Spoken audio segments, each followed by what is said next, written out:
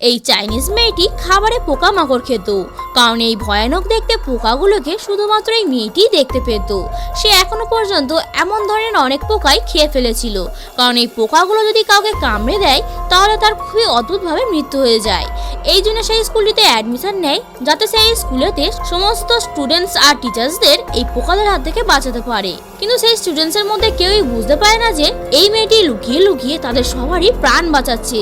এই মেয়েটি স্কুলেতে যেখানে এই পোকাটিকে দেখতে পায় সেটিকে তুলে সে খেয়ে নেয়। কিন্তু একদিন তার টিচার তাকে এমনটা করতে দেখে ফেলে, আর মেয়েটি স্টাফ রুমে গিয়ে এই সমস্ত ব্যাপারে সে টিচারকে সব বলে দেয় এবং সে এটাও বলে যে সেই পোকাগুলোকে খেয়ে খেয়ে পুরোপুরি মেরে ফেলতে পারবে, যাতে পোকাটি কারোর কোনো ক্ষতি না করতে পারে।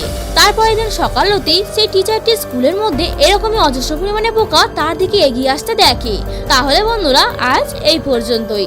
এর পরের পার্টে কি হয়েছিল সেটি জানা হলে ভিডিওটিতে একটি লাইক ও চ্যানেলটিকে সাবস্ক্রাইব করতে ভুলবেন না, কারণ এতে আমরা আরো মোটিভেট হই নতুন নতুন ভিডিও বানানোর জন্য।